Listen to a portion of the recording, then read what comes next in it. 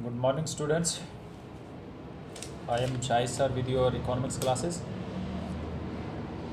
Okay, today, beta, we have start our exception to the law of demand. You know, our fifth chapter, and the we are reading about the law of demand. In the law of demand, we have already discussions on the topic. Why does demand cross slope downwards? And I can explain it every point individually. So our next topic, exception to the law of demand. इसका मतलब होता है बेटा कि जहाँ पर मांग का नियम लागू नहीं होता है, मांग का नियम लागू नहीं होता है। जो हमने कहा ना कि मांग का नियम हमें ये बताता है किसी वस्तु की कीमत बढ़ने से या घटने से उसकी कीमत मांग पर क्या प्रभाव पड़ता है। The law of demand tell us about the relation between demand and price. Both have the negative relationship. If price is increased, then demand is decreased, then price is decreased, then demand is increased. So demand curve is slope downwards. Why I have also explained it. So next topic is exceptions to the law of demand. यानी जहाँ पर मांग का नियम लागू नहीं होता, यानी अपवाद, मांग के नियम के अपवाद कौन कौन से हैं। अपवाद का मतलब होता है कि जो हमने अजम्पशंस मानी थी कि भाई उपभोक्ता की आय में कोई परिवर्तन नहीं होना चाहिए, कि टेस्ट में कोई परिवर्तन नहीं आना चाहिए, तो ये सब चीज़ें हमने स्थिर मानी थी, तभी मांग का नियम लागू होता है। तो वो कह रहा है कि इसके अलावा कुछ ऐसी चीज़ें जहाँ पर मांग का नियम लागू नहीं होता है, यानी exceptions of the law of demand. Law of demand has some exceptions as well. There are some commodities whose demand expand when their price rise. वो कह रहा है कुछ ऐसी वस्तु होती हैं कि जिनकी कीमत बढ़ने पर और उल्टी उनकी मांग बढ़ती है, and their price and contract, यानी उल्टा. When their price falls in such situation the demand curves slope upwards, except to the downwards the demand curve is upward from left to right. समझ में आई बात? कहने का वो ये कह रहा है कि कुछ चीज़ें ऐसी होती हैं जहाँ पर मांग का नियम लागू नहीं होता है, क्योंकि मांग का नियम तो हमें ये बताता है कि किसी वस्तु की कीमत कम होने पर मांग बढ़ती है, लेकिन कई वस्तु ऐसी हैं जहाँ पर वस्तु की कीमत कम होने पर मांग कम होती है और कीमत बढ़ने पर मांग बढ़ती है. तो उस सिचुएशन में क्या करेंगे हम? तो उनको हम बोलते हैं exceptions to the law of demand. कौन कौन सी हैं, वो कौन सी सिचुएशन में ऐसी दिक्कतें आती हैं जहाँ पर मांग का नियम इम्प्लीमेंट नहीं होता है.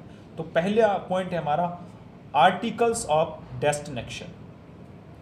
डेस्टिनेशंस मतलब ऐसी चीज़ें, ऐसे आर्टिकल्स जिनको हम अपनी प्रतिष्ठा के साथ जोड़ते हैं. यानी जो अमीर लोग यही सोचकर खरीदते हैं कि इसकी कीमत ज़्यादा है इसलिए इसको ज़्यादा खरीदेंगे, और कीमत कम होने पर उसको खरीदना छोड़ देते हैं. तो जो लोग अपने स्टेटस के साथ जोड़ते हैं, फॉर एग्जांपल आईफोन एप्पल है, ठीक है, अब आप फ़ोन लेंगे एक 50-60 हज़ार रुपये के एक आईफोन ले रहे हैं आप, उसकी जो मेमोरी है वो कंपेयर देन 30,000 रुपये का जो सैमसंग, वीवो और ओप्पो आ रहा है उनसे भी कम होती है. ठीक है, बहुत सारे ऐसे फीचर हैं जो उससे कम है उसमें, लेकिन फिर भी लोग आईफोन एप्पल को लेते हैं, उसको नहीं लेते हैं. क्यों लेते हैं? और उसकी जितना महंगा आएगा, कुछ लोग ऐसे हैं उनकी डिमांड उसके लिए और ज़्यादा बढ़ती है, कि यानी वो उसको अपने सामाजिक स्टेटस के साथ जोड़ते हैं कि मेरे पास ये चीज़ है, अगर कोई दूसरे इस चीज़ को लेता है तो वो मेरी डिग्निटी के बराबर आ जाएगा, इसलिए मेरी इज्जत कम हो जाएगी, तो वो उस चीज़ को ख़रीदना छोड़ देता है और वो चीज़ खरीदता है जो महंगी होती है ज़्यादा कीमत की. तो डिमांड, तो उस सिचुएशन में लॉ ऑफ डिमांड इम्प्लीमेंट नहीं होता है. That's clear. दूसरा पॉइंट है आपका Giffen goods. Giffen goods are highly inferior goods, यानी बहुत तुच्छ चीज़ें होती हैं ये गिफिन गुड्स जो होती हैं इन्फीरियर गुड्स होती हैं, showing very high negative income effect, जिनका इनकम इफेक्ट बहुत नेगेटिव होता है. यानी इनकम इफेक्ट पर उन पर, यानी कहने का मतलब ये कि उनकी जो आय होती है, आय बढ़ने पर आप लोग उनकी मांग कम करते हैं. क्योंकि देखिए बात समझना बेटा, कीमत और मांग यानी प्राइस एंड डिमांड का तो नेगेटिव रिलेशन होता है, जबकि डिमांड और इनकम का पॉजिटिव रिलेशन होता है, क्योंकि इनकम जब बढ़ती है तो डिमांड बढ़ती है, क्योंकि परचेजिंग पावर बढ़ जाती है. लेकिन इन्फीरियर गुड्स के संदर्भ में इनका नेगेटिव रिलेशनशिप होता है, यानी आय बढ़ने पर आप उनकी मांग कम कर देते हैं. कौन कौन सी चीज़ें होती हैं मैं आपको बता देता हूँ. जैसे मोटा अनाज होता है, ठीक है, आपके पास पैसा नहीं है, मजबूरी में आप बाजरे की रोटी खाते हैं, जौ की रोटी खाते हैं, सस्ते होते हैं थोड़ा सा, लेकिन जैसे ही आपकी इनकम बढ़ गई तो आपने उनका यूज छोड़कर गेहूँ खरीदना शुरू कर दी, तो वो इन्फीरियर गुड्स हो गई। As a result when price of such commodity falls their demand also falls when even they happen to be relative upper cheaper than other goods. This is a popularly known as a Giffen paradox, यानी Giffen का विरोधाभास के नाम से इन चीज़ों को हम जानते हैं। अगला है बेटा हमारा इरेशनल जजमेंट। इरेशनल जजमेंट का मतलब होता है कुछ लोग पागल होते हैं, उनको तो हम काउंट ही नहीं करते हैं। वो कह रहा नहीं, अब किसी को कह रहा कि भैया ये बनाना क्या रेट है, वो कह रहा कि जी 50 रुपये किलो, नहीं भैया मैं तो 70 रुपये किलो लूँगा, ठीक है, तो वो इरेशनल जजमेंट हो गया, तो वहाँ पर भी ये नियम लागू नहीं होता है। Law of demand falls when consumer जज the quality of commodity by its price.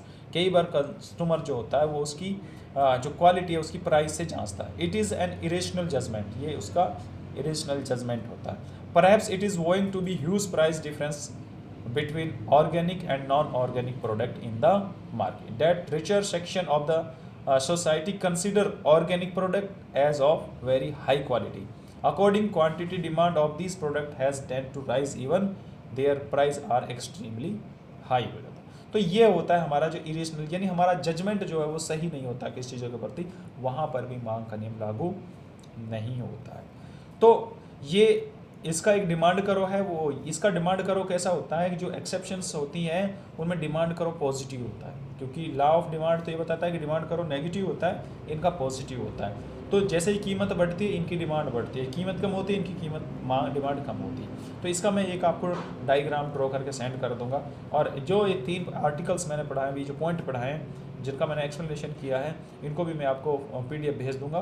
तो उसके बाद बेटा हमारा इसमें रहेगा मूवमेंट अलोंग ए डिमांड करो। ये इंपॉर्टेंट है, इसमें से क्वेश्चन उठाता है वो कि जो हमारा डिमांड करो होता है वो कैसे मूवमेंट करता है। ये 2 तरह के से होगा, मैं विद डायग्राम आपको ये समझाऊंगा, लेकिन इस वीडियो में आज के लिए इतना ही। Thank you very much.